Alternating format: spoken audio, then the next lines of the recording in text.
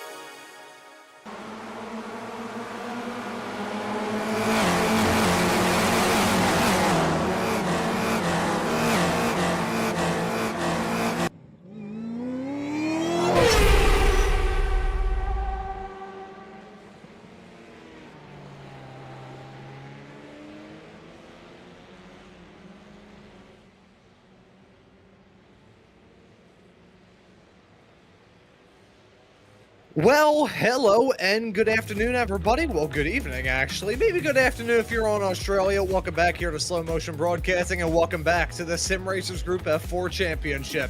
It is round number 10 of this season, coming to you tonight from Adelaide. My name is Ron Maunz. Alongside me in the commentary booth is Tom O'Gorman. Joshua Wilkie is our producer for tonight's broadcast. Well, regardless of what time it is in the day, Tom, we're looking forward to this third to last round of what has been a very compelling season of Sim Racers Group Formula 4 action. And to get this night up rocking and rolling, we head off to one of the newer tracks here on iRacing, Adelaide. It is a staple of modern motorsports, has been a staple of motorsports ever since the track first came into being back in the 90s. But here on this version of the track, slightly abridged from the old Formula 1 layout, it is still an absolute gem.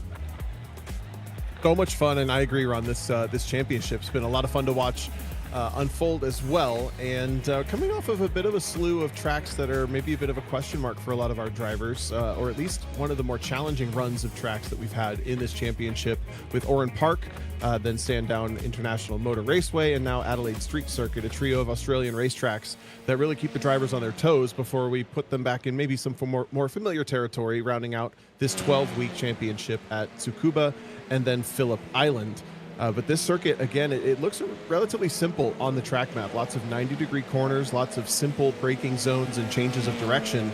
But the reality is there's a rhythm hidden here at Adelaide that's absolutely critical to find. You have to be confident with curbing, as we watch Nate Perkins come through the first sector of the racetrack dealing with some of that curbing. But then we get into this twisty section just past that entry chicane, and each of these 90-degree corners basically linked to the previous one and to the next one. Reminds me really of that first sector that we had at Oran Park Raceway.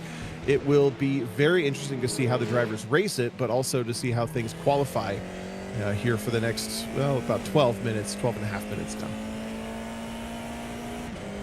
Yeah, so definitely a lot to keep our eyes locked on here in this broadcast here tonight. I want to thank you all for tuning into the action. And I did look into this. It is currently just after 12:20 in the afternoon for the folks on the east coast of Australia. So thank you, Australian East Coast time, for saving my back end after that gap at the start of the show. But we move forward and talk about these drivers out there on the racetrack. James McDonald, we follow him right now, heading his way off through the final turn, is your current provisional pole sitter. We'll see if what he may be able to do here soon. So let's do an onboard lap with him. Starting off with the first heave-ho of the lap. This is turn number 1 into the chicane. Keep an eye on that outside, inside, pardon me, tire bundle. That's going to be a real worry for these drivers as they try and tackle this race throughout tonight. Now, heading your way onto that small little crackle down flat out run through the streets now. This is the 1, 2, 3, 4, 5, 6, 7, 8 punch.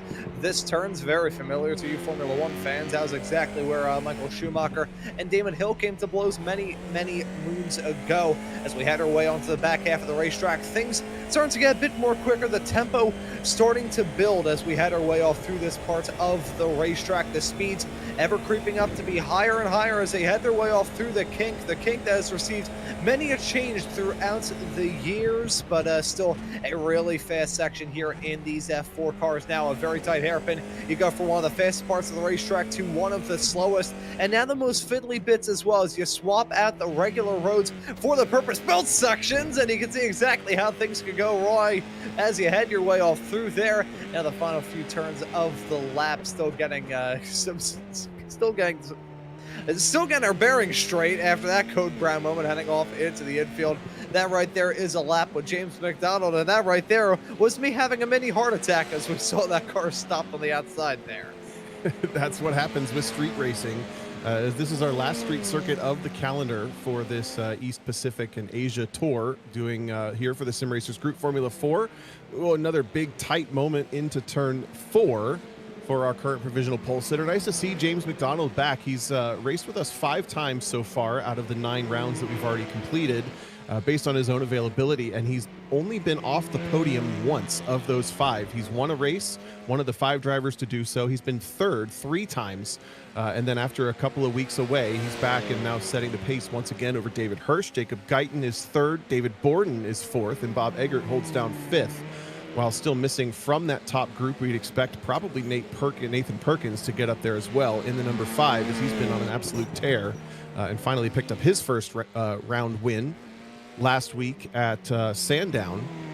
But I think the other thing that we're going to need to factor in for tonight, Ron, is maybe the fact that damage is off here in this league that's kind of designed for newer drivers, or drivers that, you know, maybe don't want the massive pressure of touching anything and breaking the race car. With how close the walls are to this racetrack, I mean, this is obviously every street circuit has the walls close to it, but this is one of the racetracks that really maybe makes you threaten hitting the walls to go as fast as possible.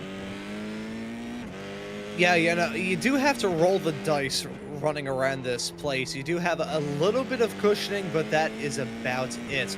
Compared to some of the other street circuits here on iRacing, it does feel like a vast yawning chasm with the runoff area that you have.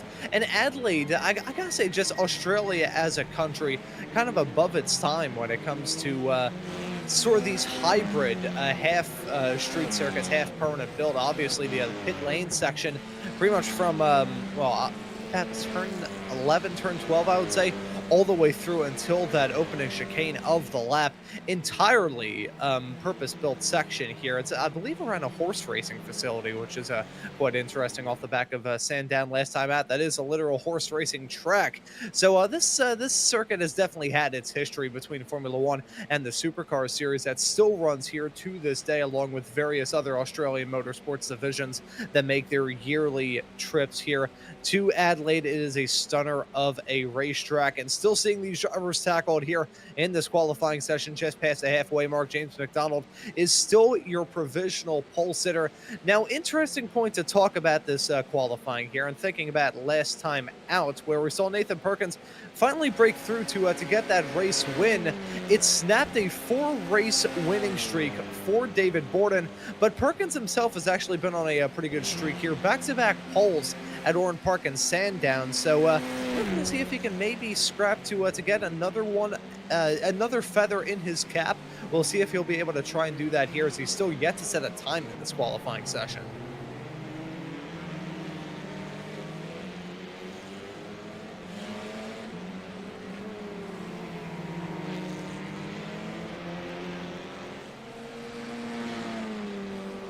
As we look through right now, McDonald's still your top qualifier. I'm looking to see, I think Damian Dietrich able to get a good first sector, but the final 2 sectors after that, we're not looking good at all. That right there was a spin heading off through the final turn. We're going to see single car incidents, I think, kind of be the norm here throughout this race. These drivers still looking to find their footing on iRacing, so throwing them on one of the newest tracks in Sim. We did see this track play host to a round of the F3 series last season. However, its inaugural appearance here in the Sim Racers Group Formula 4 Championship.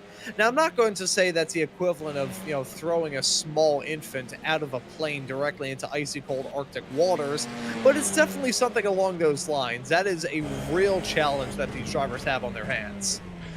We keep an eye here on Jacob Guyton finishing up a lap here. He was purple in Sector 1. Nathan Perkins is the next car on the racetrack, also purple there in Sector 2. Is Jacob Guyton able to improve from 4th?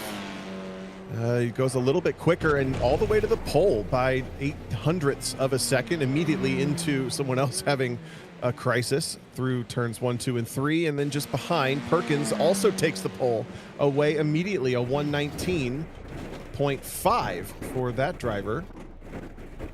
So it was Guyton for a split second, and then Perkins takes it away again. But I think you're right, Ron. I mean, the biggest challenge with these race cars is they're a pretty entry-level formula car. They do have some meaningful downforce, but they really do rely on the mechanical grip a whole lot. However, they're not great at low-speed corners. It's really easy to lock the wheels going in with no anti-lock brakes. It's really easy to lose the back end on the initial turn-in. It's also very easy to get the power down and just lose the back end on exit. We've seen all of that plenty this season, just here and there, in mostly slow corners. And here, if we look at the layout of Adelaide, the street circuit, it's mostly slow corners. So I agree that this might be one of those races, one of those rounds especially, where the drivers are racing the track as much as they are racing each other. And again, there is kind of a bit of a hidden rhythm that you get into here at Adelaide. I've found it before, but it's tough to find. And it's kind of down to the fact that there's not a whole lot of personality to any specific corner. They're all relatively straightforward. They're hard to see. You can't necessarily see the exit on entries, but other than the curbing, there's just not a whole lot of of real technical nuance hidden within this racetrack, which makes it that much more important for the driver to be technically perfect. And that's why we might be seeing these bigger gaps here at the front of the field. I mean, look at this. We've got maybe a little over a second separating the top 7, and then it's almost a second and a half into the top 10. That is very uncommon here in the Sim Racers Group F4.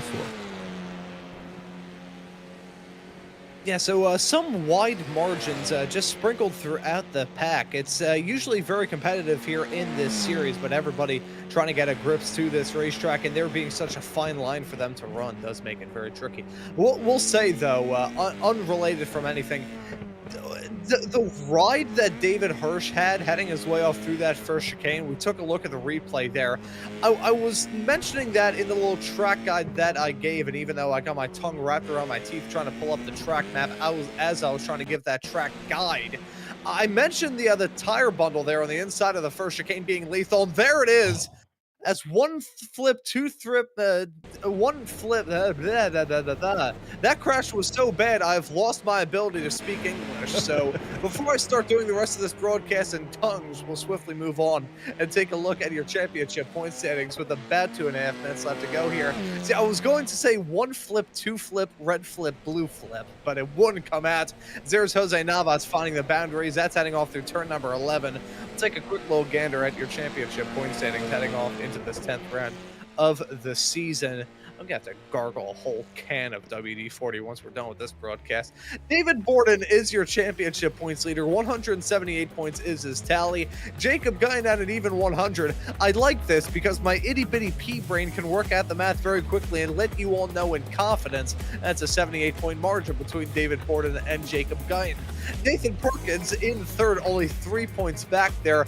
James McDonald, despite the fact he's missed out on the past couple of races, still in fourth. Still 5 points back of Nathan Perkins for third, and only 8 points off of Jacob Guyan. He has been super competitive throughout these races. He's currently locked in a tie with Dustin Brown in that number 16 machine. It's been really impressive as the debut driver in this championship.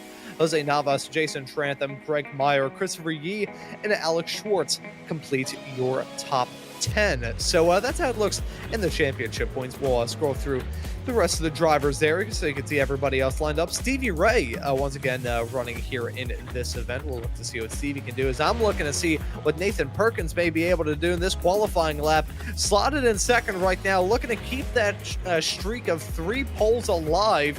Quickest in the first sector. Let's see what he can do in the middle sector. Nathan Perkins may be on a cooker. Clear racetrack ahead as well. While we were chatting, James McDonald went to the pole. So the number 26 holds it down once again by 0.07. Decent clean exit there. So important to get the power down through this kind of decreasing radius run into that bespoke racetrack section into the final part of the lap. One more critical braking zone to go. Try to keep the right front hooked up, get the car rotated in. This is such a slow corner, almost painfully so. You sling it in there. Misses the apex just a little bit, but I think that's okay. You keep the momentum up going. Perkins needs a 19.45 to take the pole. Does he get it? No, he just misses 19.46. Wow, it's so close, and immediately throws it into the barrier to finish this session out. Yeah, certainly bringing a little bit of flair as David Hirsch able to get through that first chicane without flipping 7 times. So that's a good improvement there from the Hess truck machine. I'll tell you what, some of the Hess trucks that I had as a kid went on very similar rides when I played with them as a kid. So I guess that does stay true to the other branding on that number 15 car. Qualified in fourth as it stands at the current moment, needs 9 thousandths of a second just to make it an even 1 minute 20. That's something I always did. You know, fun little fact. This was right towards the end of my karting day. It shows you the kind of competitor I was. I think I was the fastest person on the property at one of my last autocross events by 2.495 seconds, and I was upset that I couldn't get that final 5 thousandths. I want to make it. I want to make it an even 2.5 seconds. That shows you. Yeah, I was not a very pleasant competitor. I'll say that with the utmost confidence. David Borden qualified in 5th. He's right in front of Hirsch, so it's David and David out there on the racetrack right now.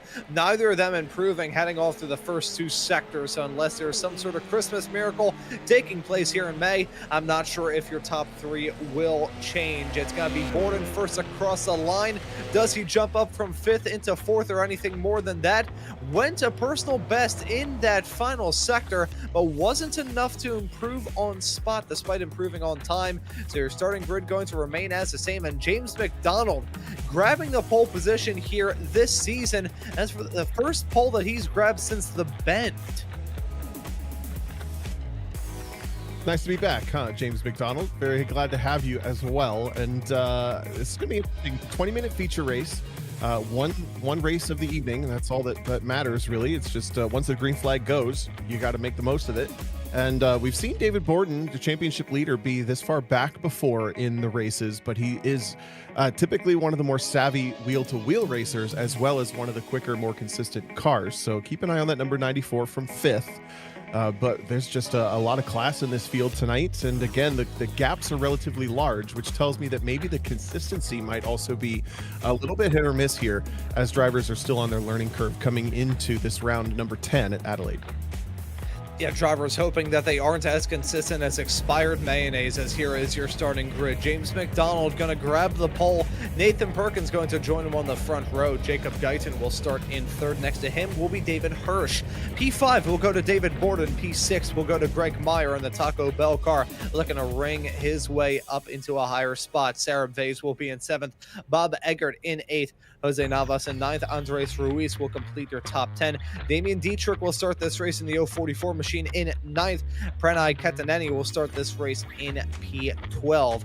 Looking right behind us, Rudy Samudio in lucky spot P13. Ken Glasser in 14th place in the opposite of his number 41. Genny Sepp will start in 15th next to Stevie Ray. Rounding up your 16 car starting grid here for round number 10 of this season. We already saw some wild rides and some pretty interesting moments heading off through that qualifying session, Tom. Expecting the same here in this race with an even keel grid and a very short run down to 1. So true as that turn 1, 2, 3 sequence. If you've ever watched V8 supercars here, let alone anything open wheel, can get very interesting.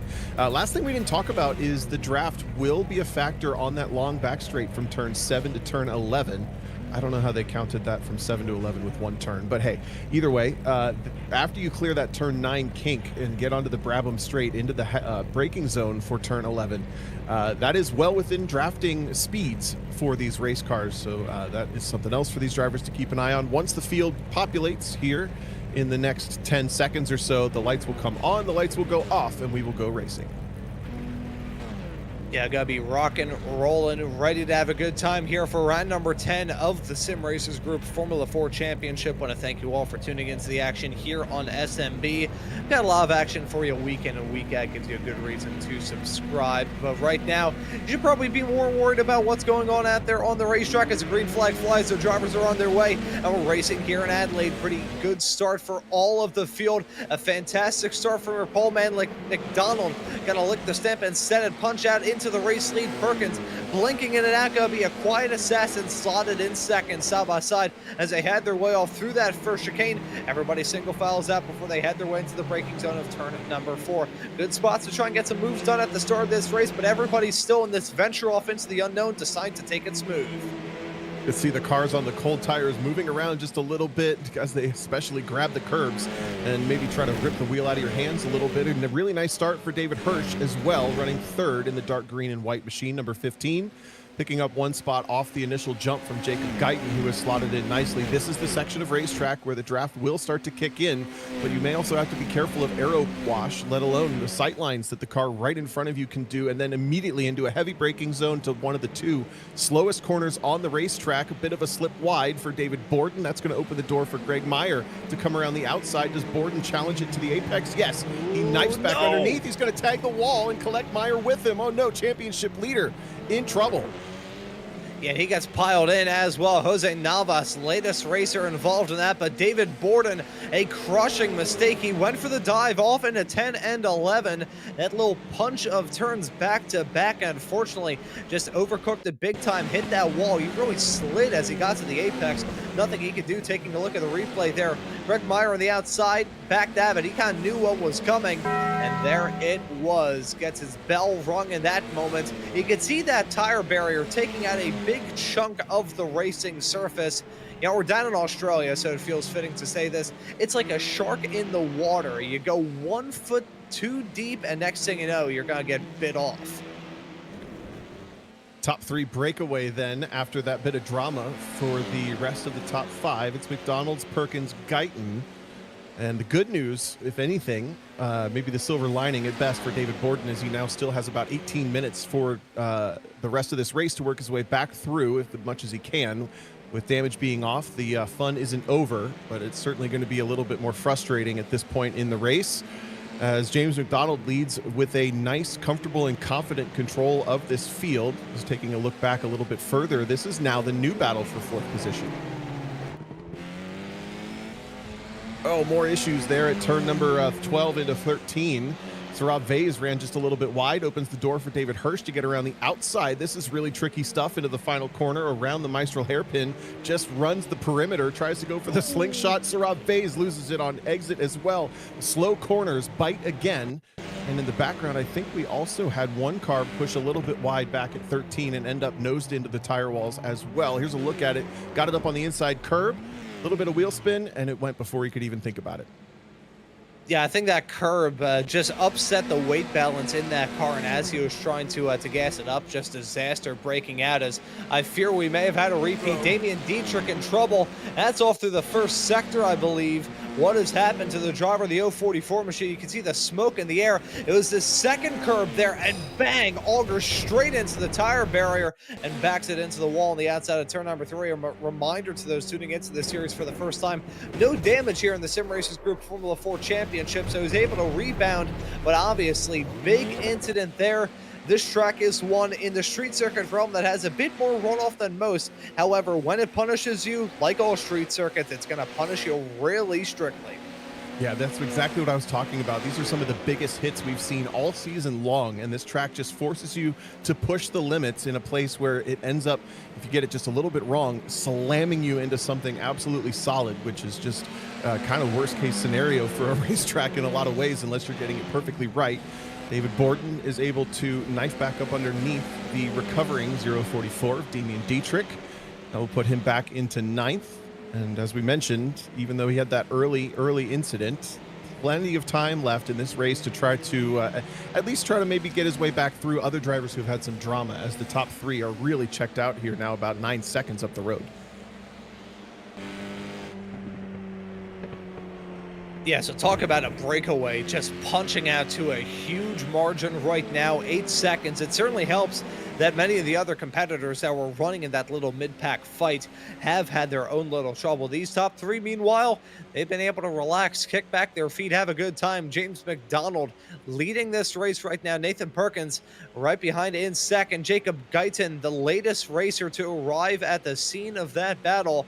And David Hirsch pretty much as on an island of his own, feeling a bit of pressure from Greg Meyer, looking to rebound after that contact that he had a bit earlier on with himself and Borden, hoping that this battle with the David goes a little bit better than his previous battle with the David here in this race. As that right there was Guyton trying to go for it, heading off into the final turn. He thought about it for sure.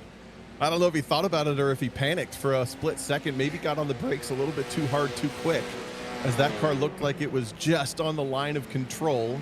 Good save, regardless of whether it was intentional or not. He does lose maybe 3 or 4 car lengths off the back of Nate Perkins, running there in second. Here's another look a little further back in the field. Cars grabbing the wall at turn in for turn number 9. Whoa, and that's going to turn around. Who is this in the number 34? That was a big moment for Rudy Smudio. Yeah, so that's odd to lose it, heading his way off through the kink. We'll have to reel this back just a little bit more as he headed his way through. Yeah, making contact right behind. That was Sarah Vase just checking up as I'm trying to identify the car that actually made the contact there with the outside wall. Stacked everybody up behind. Here's a better view of it from Vase's perspective. There's the contact that's made. We're hearing as well, Ken Glasser was the other car that was up there against the walls. They headed their way through the kink. You know, that kink has actually undergone a pretty significant change in real life. There was an unfortunate fatal accident that took place here in a, I believe it was a Super 2 race back in the late 2000s, maybe early 2010s. And they ended up changing the configuration of that kink to make it a little bit tighter. There's not a lot of opportunity to do runoff area. In the original version of the kink, that was where Mika Hakkinen lost it after after a tire blowout and suffered a pretty bad injury that nearly took the life of a future two-time Formula One world champion. That turn in either form, whether it be on the old extended layout or even this one, has always been a menace. Yeah, I think it's been through about 4 different iterations since the track was discovered. the track was first used in 1985. It was even a chicane at some point, and it's that tough line. Do you keep it fast so it's drama free, but maybe cars are going way faster than they should, or do you slow everybody down and risk someone losing control? The constant fight that autocross course designers, they will know what I'm talking about for sure.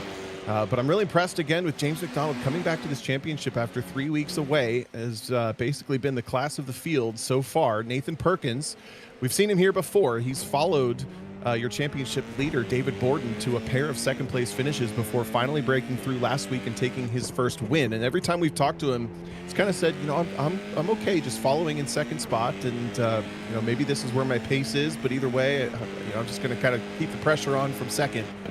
Finds himself in that spot again, has yet to show any signs of being opportunistic to James McDonald, but we still have a long way to go, yet not even to halfway. Yeah, that is pretty nuts to think about how wild things have gone so far here in this race, and just imagining, oh, as that's Guyan losing it, heading his way off through turn number 1 and 2. He avoids making contact with a barrier. That is unbelievable. I mean, granted, his tires had now been turned into rectangles as a result of that, but either way. Pens from the Australian judges, for sure. Here's a jump on board. He's just grabbing the curb on the left, grabbing the curb on the right, bottoms it out. The car was gone about 2 turns of the wheel ago, and he just had to ride it out. Cool. Perfectly corrected. That's able to drop the clutch and carry on.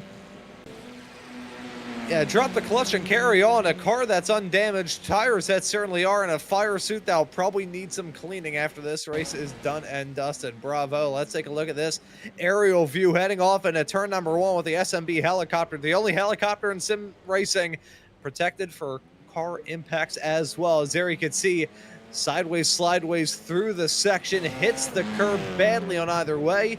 But for Guyan, he's lost out on boatload time, but didn't lose out on a chance to finish on the podium. Side by side, all through the kink. These drivers playing with fire.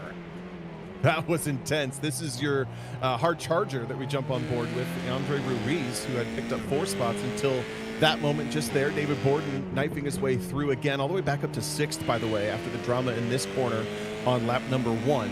This is really not... You know, it's going to be one of his least favorite nights of the championship, but it's really not going all that poorly for David Borden. It must be said, this would not even be his worst finish if he were to finish here side by side through this, what would normally be a relatively flat out and drama-free corner in these slow cars, but add 2 of them side by side. Holy cow.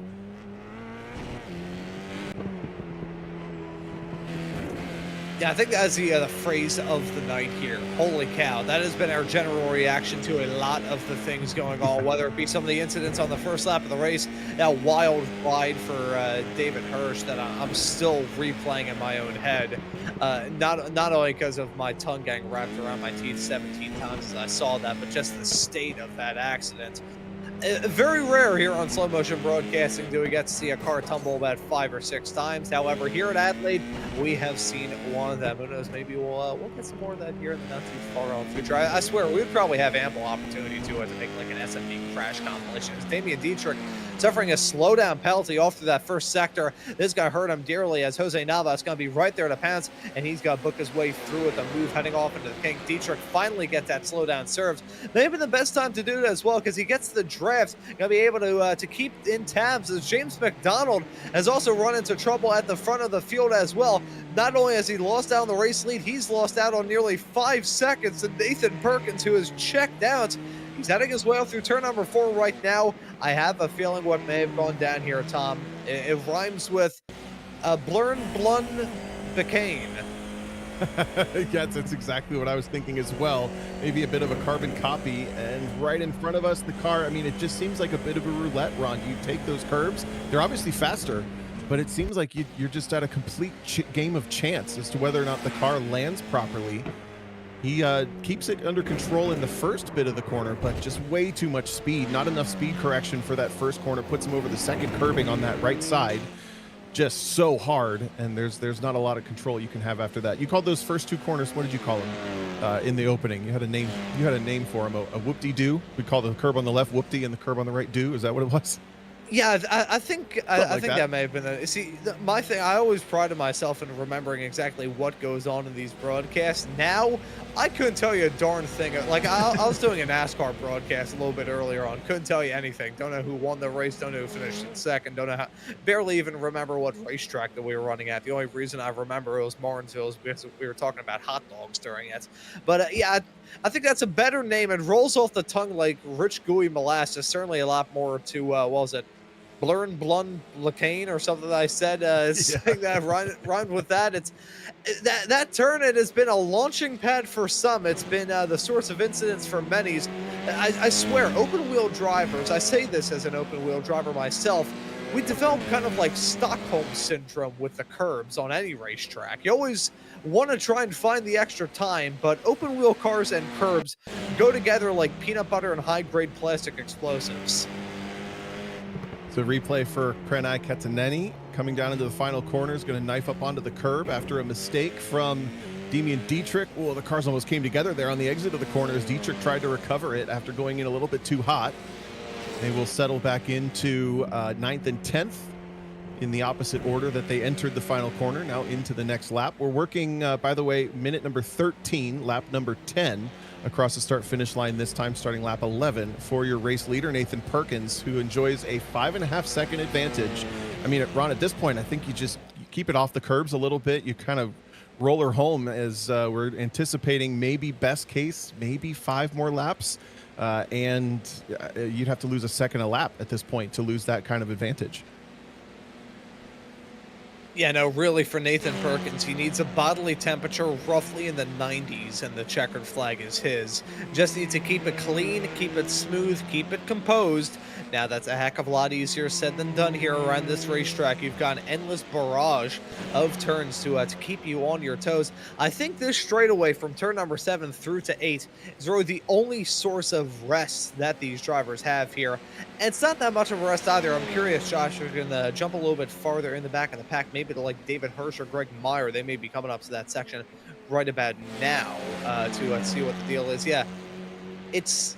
What would you say, Tom? Probably about 10 seconds heading down that straightaway, and then you have to worry about the kink. It is really no rest at all. These drivers are just constantly having haymakers thrown at them, even in these low-powered Formula 4 cars. Right, yeah, that straightaway really is not very long at all, and on a minute 20 lap for most of these drivers, that's really not a lot of lap time to be spent just kind of resetting. You kind of have to be focused forward, especially with threading the needle between the barriers at turn 9. It is flat in these cars and not a huge deal, but it's still something to think about. And you can't see the exit until you've already cleared the apex. It's just so much going on here at Adelaide. 15 minutes down, 5 to go, and this is one of the closest battles on the racetrack between David Hirsch and Greg Meyer. Ooh, that's a big moment as he gets around one of the lapped cars in the background, has to hop the curb in a big way and barely holds onto it.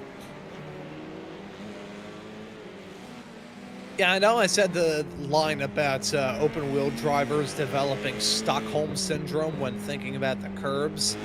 I still think that point rings true. This track is designed for sports cars. Specifically, it's designed for the supercars series. That's really the only ones that run around here. I think the only taste of this track, at least in its current form, of course, Formula 1 was the other main host of Adelaide for many moons. But I think in this current version of the track, the only series that really gets to see it that is open wheelers, I would say, is probably the Australian F5000 Championship, basically Australian IndyCar. But that is just about it. That's a maybe. I'm not too sure whether the series runs around here or not. But those curbs, they're designed for big, lumpy sports cars, not nimble little Formula 4 cars, as Jose Navas gonna launch himself off of one of those curbs, spin through turn number 9, as it happened right behind as well. That was Pranay Ketaneni and the 39 car, as own little sideways snap. Deja vu, I've just been in this place before. Yep, another one of these slow corners bites again. 39 gonna tack her up, spin her around, and keep her going into the final 4 minutes of this race. It's kind of a race of survival at this point. Oh, David Hirsch, a huge pound over the inside. That's the outside curve actually on the entry to turn number 4. Kind of pinches your line there, and he's like, I want to open it up. I'm going to use it. And then as he hits it, probably goes, whoa, I don't want to hit that. But it has brought Greg Meyer back into his drafting zone. 0.5 of a second between the two. That's technically turn 8 that they just wandered through. Now into turn 9. Through this bit of a kink, at least according to the Wikipedia corner numbers, Ron, I might be just making it up. Flat out through turn 9 and then into the braking zone for somehow this is turn 11. And Meyer closes her up nicely. Really rolls a lot of speed through that apex relative. I mean, that was maybe 1 or 2 miles an hour, but that's a huge delta in a slow corner. Meyer's coming hard.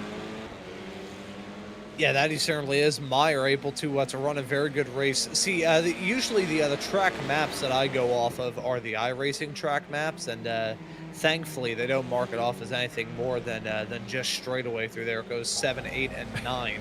Why was 6 scared of 7? Because 7, 8, 9. Boy, Greg Meyer holding on to 5th right now in that number 8 Taco Bell machine. Again, still looking to ring the bell and get himself a P4 finish at the end of this race. I'm not sure if he'll be able to get anything more than that, but we will have to see. Only time will tell. Insert phrase here. Really, the only battle out there on the racetrack is everybody else pretty evenly spread out. It's basically like a piece of warm butter on top of freshly toasted sourdough bread. Everybody is spread out evenly throughout the field. It's a distribution of Formula 4 cars. Yeah, this is exactly what we saw in a way last week at Sandown, which was another one of the newer and lesser run tracks in the iRacing service. So I think there's maybe a bit of a similarity in those two tracks for these drivers, and even some of these drivers running on site for the Sim Racers Group, which is a physical location in San Jose, California, with, I believe, 10 sim rigs. So some of these drivers don't have an opportunity to practice at home.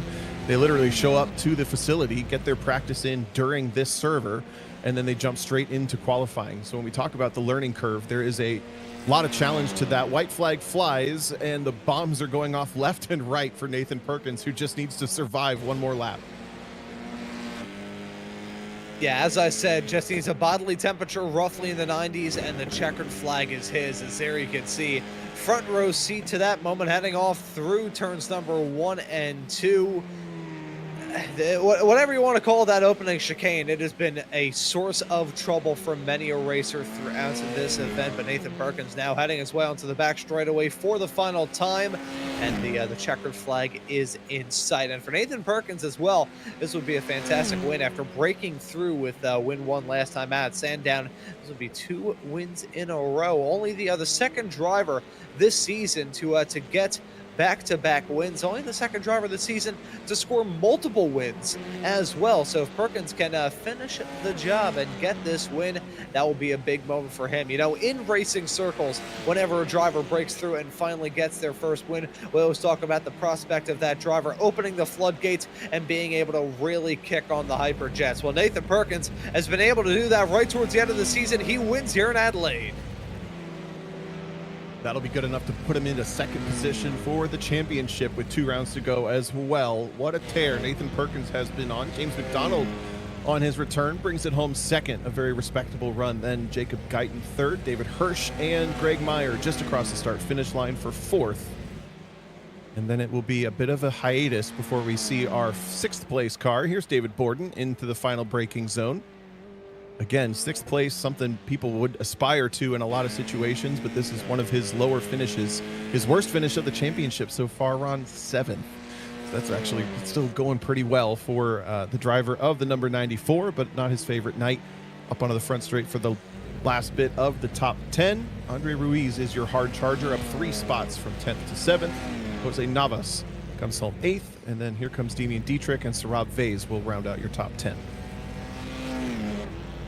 Yes, as we see these final drivers come across a stripe, we hope you have enjoyed tonight's action here on Slow Motion Broadcasting. We'll get to speak to some of these drivers here in a few moments' time. The race was very smooth, really, from start to finish. Only one driver not seeing that checkered flag, and that's because he did not see the green flag. Stevie Ray did not take the start. Everybody who did take to the racetrack here in this race was able to see it all the way through to the very end. And no drivers running into any sort of incident point violations as well either. Maybe it was just that natural deterrent of that wall being there, not being able to pick up those off tracks and those track limits violations as if they're Pokemon cards. And he's that final car to come across the stripe. As you see Nathan Perkins bring it on to the start finish straightaway. Again, some photos done right there. The podium finishers will be on the line here in a few moments. As Eric can see Perkins win number 2 for him here this season. That's Greg Meyer pulling off the track there just in the back of shots. But what a race from Perkins. Certainly took advantage, was in the right place at the right time when we saw that moment for James McDonald, and then from there just did not look back. I'm really looking forward to kind of moving back to 2 traditional racetracks for the final bit. As fun as this has been to push the drivers out of their comfort zone and try a bunch of new racetracks, finishing out on Tsukuba and on Phillip Island. Again, I just feel the last 2 rounds we've really been racing the racetrack, and we've seen that in the incidents and the spread between the cars.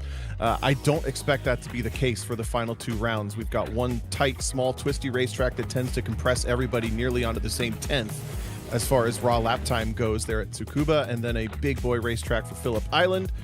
Nathan Perkins celebrating for his 2nd win in a row on the front straight. Oh, the alignment is gone. Yeah, so despite the fact he probably just shrunk the rear track width by about 3 inches, we'll digress and take a look at how everything is going to line up at the end of this race. Here's Jacob Guyn burning it down. Some good results for many a driver. Think about it this way here. 2 out of your top 3 ran into troubles heading off through that first chicane here in this race.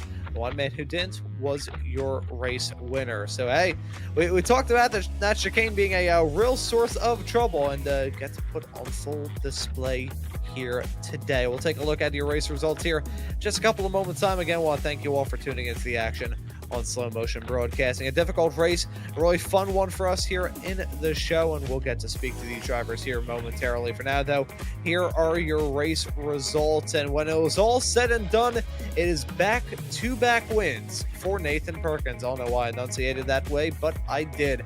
James McDonald ends up in a not too close P2, with Jacob Guyn running at your podium in 3rd. From there, David Hirsch will finish this race in 4th.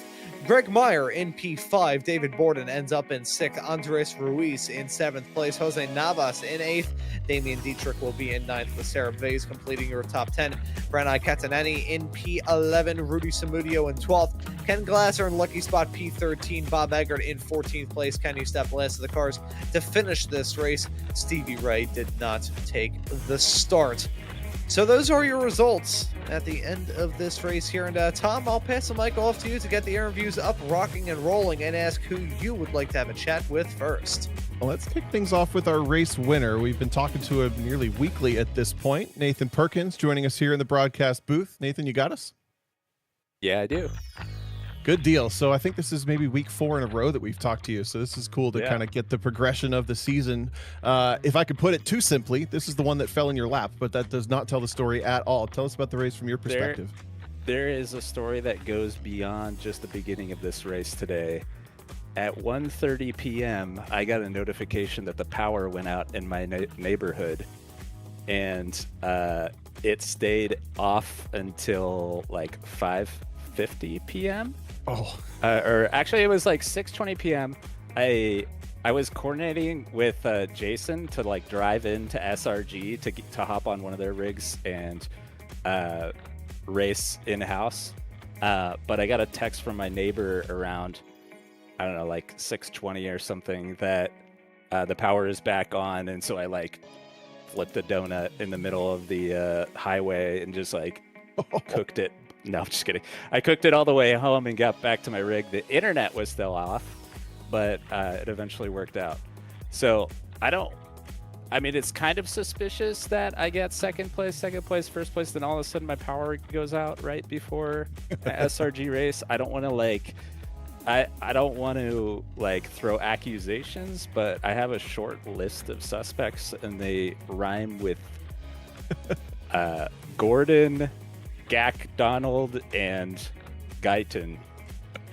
I'm just kidding. That's good. No, No, I like that. Is that related? Did you guys have high winds down in that area as well? I commentated a race for Thunderhill this weekend, a little north of you guys, and oh, they had turned the did power there? off there for the winds. Oh, I have no idea. It said emergency Okay. power off in the neighborhood, so it could have been high winds. It could have been just people. It's a little hot today, so people just running their ACs or something. Sure. Yeah. Well, that means if I'm doing the mental math right, you probably didn't join the server with maybe more than 30 minutes of practice. That sound about right?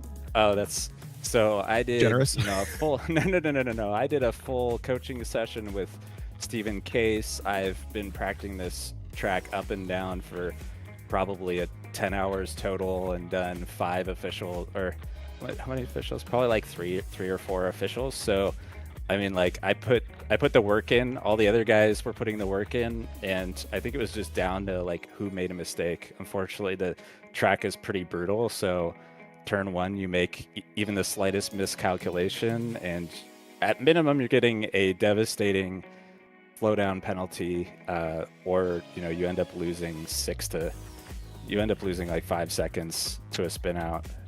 Right. Yeah, we saw that a lot tonight. Just big single car incidents, and some of the biggest incidents we've seen all season, just with one car having a big impact into the wall. But talking of racetracks, we've got 2 rounds left, and they're more well-known racetracks.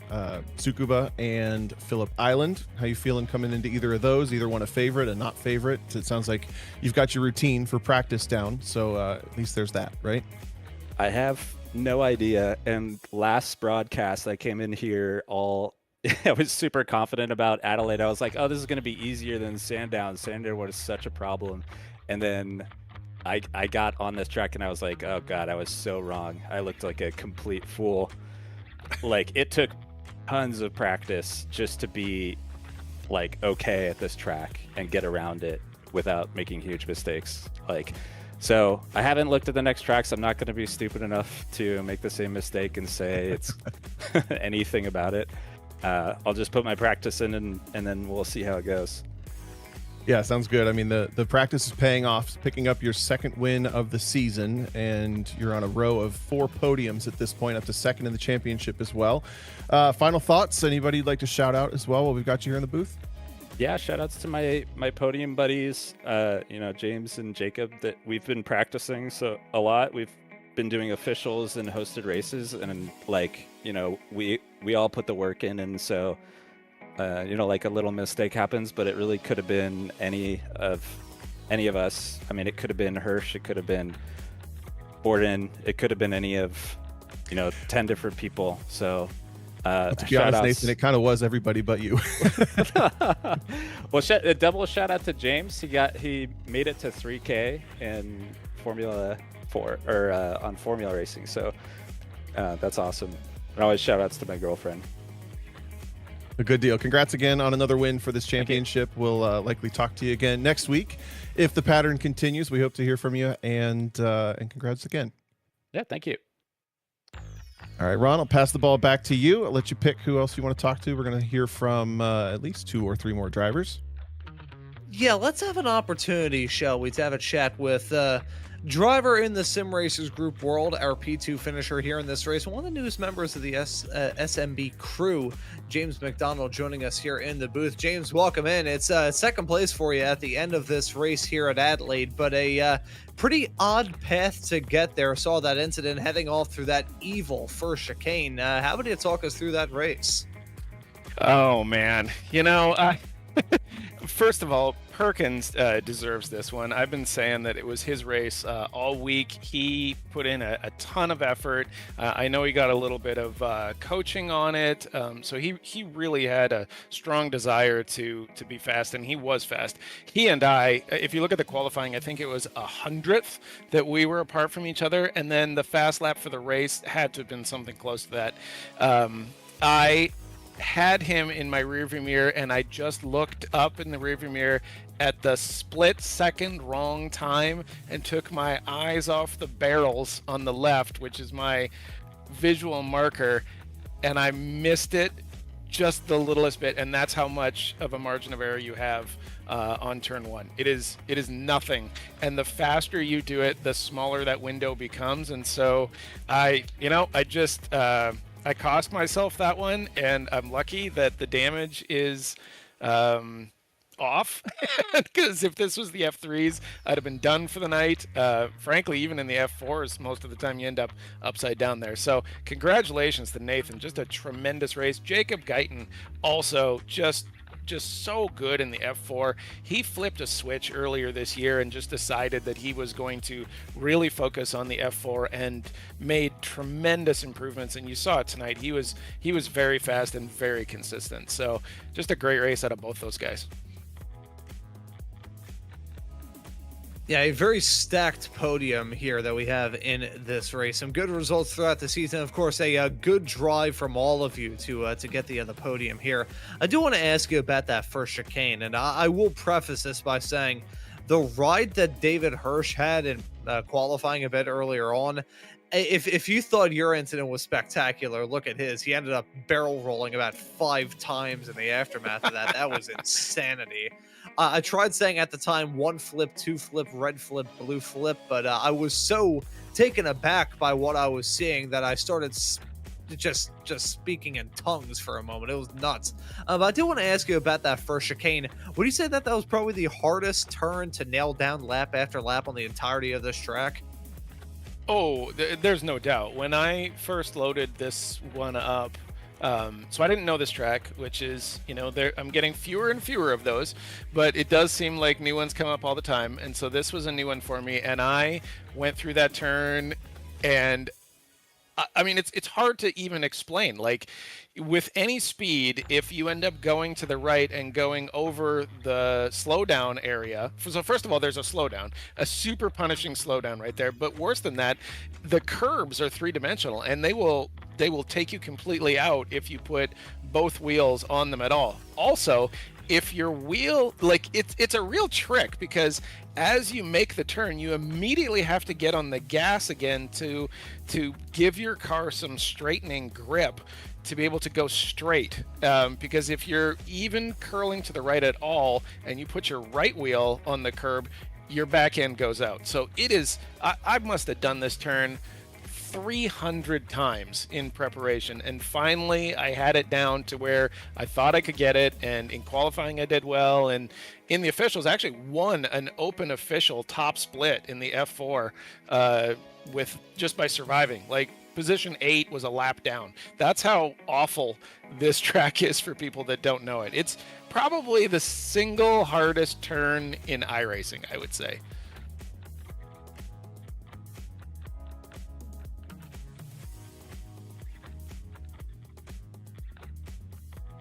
Yeah, as I true professionalism, I had my microphone muted, talking off into nothing. I will say, though, that track, yeah, as you just said, absolutely brutal. That first turn, very tricky. We're heading off to a track that's a bit on the opposite end of that, however. Tsukuba next time out. It's actually the track where I did my first ever laps on iRacing way back in 2020. I remember driving that track religiously on Forza Motorsport 4 back in the day. Holds a special place in my heart. What are your thoughts heading to that track? I know nothing about Tsukuba, so this will be a brand new one for me. I'm kind of getting to the tail end of my my F4 career. I think I'm gonna just try to focus on the F3 next season. So I'm really looking forward to being able to have some good races with some of the F4 crew and to drive the car. It's such a different car compared to everything else. Like, you just hammer the throttle, just hammer it when you come to an apex in a turn, and you're braking like 90% in some of these ones. Like, my leg is giving out from the turn 8 and it's ridiculous. Like, I thought about actually having to go into my pedal and take some of the pressure out of it, because the F4 is just, it's an insane car to drive. But yeah, Tsukuba will be an interesting one. I'm not really, it's a running joke about how I hate learning new tracks in SRG, but this is going to be another one, so we'll see. It can't be as bad as this one. This one's got to be the worst, right? Yeah. You know, that track is actually very, very fun. If you ever want to see a iRacing go-kart track, that is basically it right there. But it is super duper fun, especially in low-powered, low downforce Formula cars. That and a USF 2000 car, as far as I'm concerned, one of the best combinations in sim racing. But James, before we let you go and celebrate the second place finish, we'll let you give any thank yous or shout outs. I'm just going to shout it out to Nathan Perkins. I mean, Nathan Perkins, he has come a long ways. He started up pretty new just a little while ago, and he dedicated himself to doing it the right way and learning to be fast and respectful, and just a great race out of him. And I believe this is 2 in a row. So he's a menace. Pretty soon I'm going to stop thanking him and just start drafting behind him. But he's been great to practice with, and I really couldn't be happier with the performance that he had tonight. So congratulations to Nathan.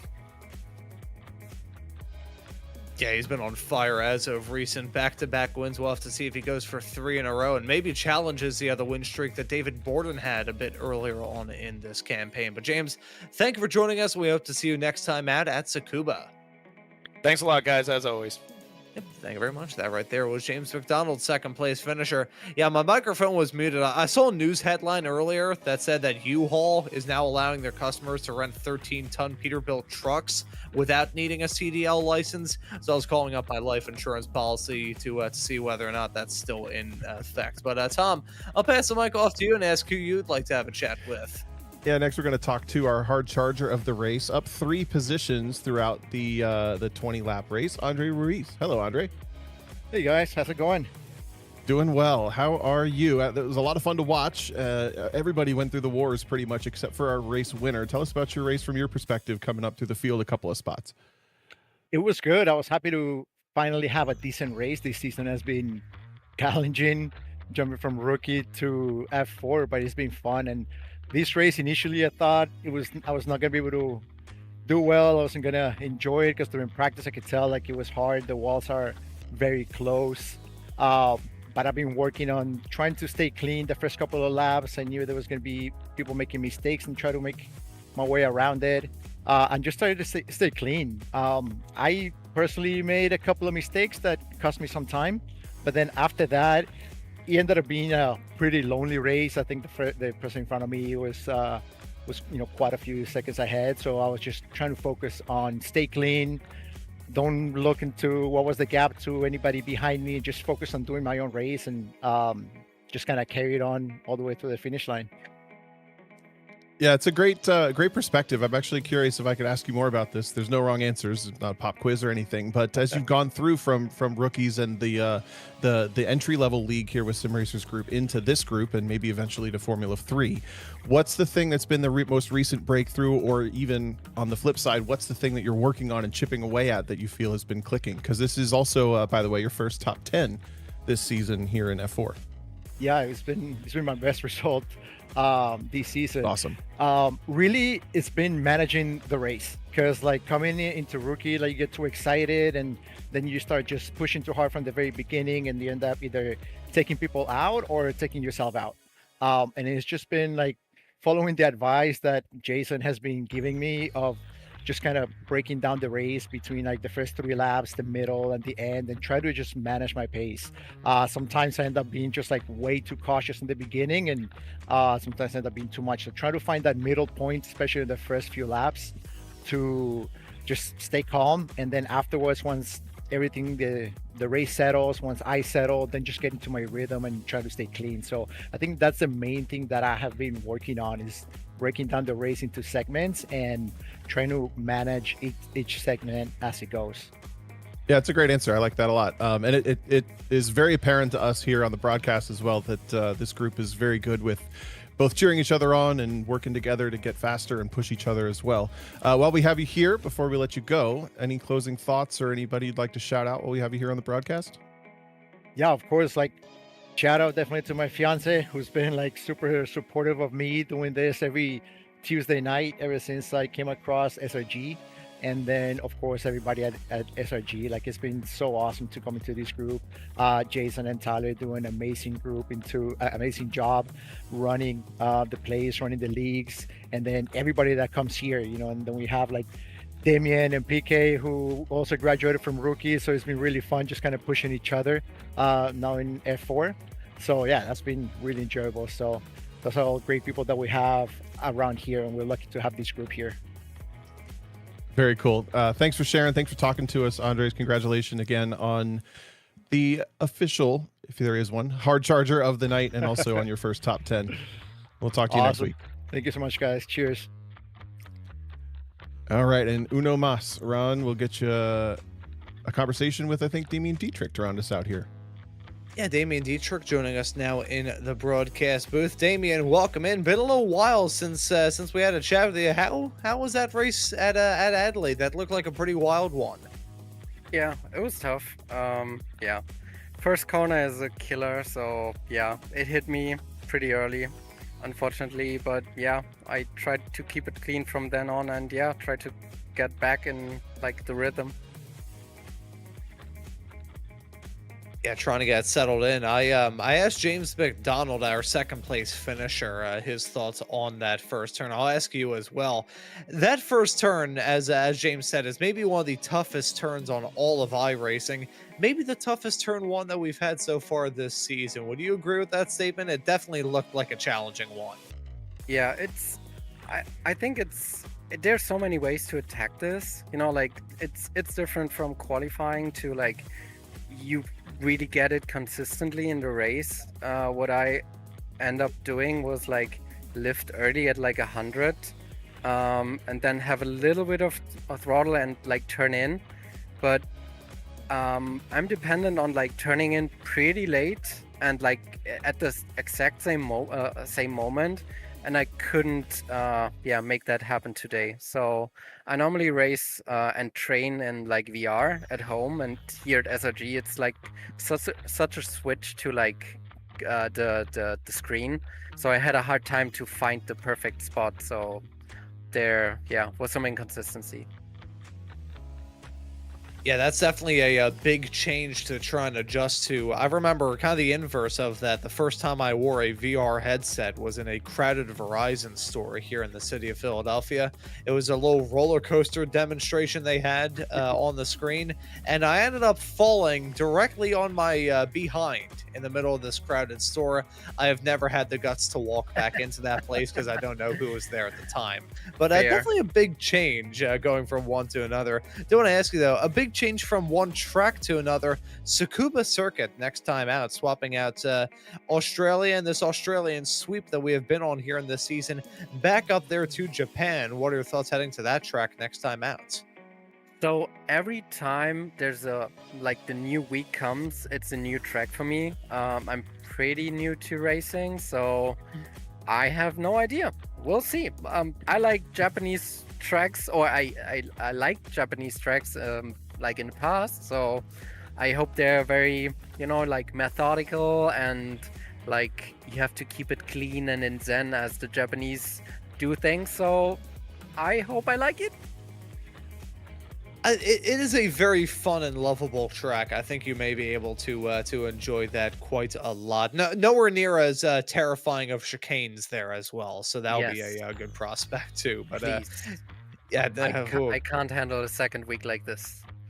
Oh, you should have seen the ride that David Hirsch took in qualifying. He ended up barrel rolling about 5 times. It was nuts. But Damien, before we let you go and get some practice in for the next race of the season, we'll let you give any thank yous or shout outs. Oh yeah, I like definitely Robin. He was watching my first crash, so shout out to him that he was here for the crash, and also to Guy, which I introduced to iRacing and SRG today for the first time, and I hope he had a blast. Oh, there we go. Bringing new people into the community, bringing new people Always. into the racing world. Yes. Damien, thank you for joining us, and we hope to see you next time out at Tsukuba. Thanks guys. Thank you very much. That right there was Damien Dietrich joining us here in the booth. Tom, this night of racing action really had it all, from me forgetting on several occasions that I can speak the English language, to some brilliant racing action, a couple of incidents, and a pretty convincing win at the end of it all for Nathan Perkins. A well-rounded night here at a pretty peculiar venue. Yeah, I think the energy coming into the final couple rounds here is really cool for the Sim Racers group. We can definitely see, but also feel the competition has ramped up. So many protagonists involved in the championship with 5 different race winners, multiple race winners at this point as well. But also that community is really resounding for me tonight. I can hear that the drivers have been working together to push each other, have been even getting driver coaching amongst the other Sim Racer group drivers. And I think that quality, elevating everybody to be in this competition window is really cool. Looking forward to seeing it round out for the next 2 weeks. Yeah, of course, those 2 weeks of competition that we have here in this series, not the end of the action on slow motion broadcasting, far from it. In fact, of course, tomorrow we've got the Sim Racers Group Formula 3 Championship. They will be at Montreal, I believe, on Circuit Gilles Villeneuve. The Formula V Weekend Warriors will be returning here to slow motion broadcasting on Saturday, May the 23rd at 3:30 p.m. Eastern Time. That'll be at VIR on the North configuration. Spec Racer Ford Weekend Warriors will be at the Charlotte Roval this upcoming Sunday, Memorial Sunday. So that'll be interesting to see how many people will be there for that event. Of course, next round of the F4s will be at Tsukuba. The next round of the Formula 3s after tomorrow, I'll actually be back here at Adelaide. That'll be a pretty fun race. And not too long after that, on Saturday, May the 30th, we'll be able to bring you the Sergeant Adam W. E-Step Memorial Scholarship Race. That is an event put on by Sim Racers Group. Of course, Kenny Steph was out there on the racetrack a little bit earlier on here. And one of our esteemed colleagues here at SMB, Mr. Charles Bochelle, will be out there on the racetrack with many of his drivers from Olympus Esports and many of the other drivers that you see week in and week out here on SMB. A lot of reasons to tune into the action here on the channel. It gives you a very good reason to subscribe and hit that notification bell so you never miss out on any of the racing action. And take a look at some of the YouTube shorts while you have the opportunity to, if you're in the mood for some more bite-sized action here from slow motion broadcasting. If you're interested in broadcasting your iRacing special event or iRacing league, join the Discord server linked here on the YouTube channel, and we can get in touch to make your dream possible. But as for this broadcast here for round number 10 of the Sim Racers Group Formula 4 Championship here at Adelaide, that will do it. So for myself, Ron Maunz, Tom O'Gorman joining me in the broadcast booth, and Joshua Wilkie working on the cameras and the graphics in the virtual production hauler, I say thank you all so very much for tuning into the action here on slow motion broadcasting today, and we hope to see you all wherever it is in the not too distant future.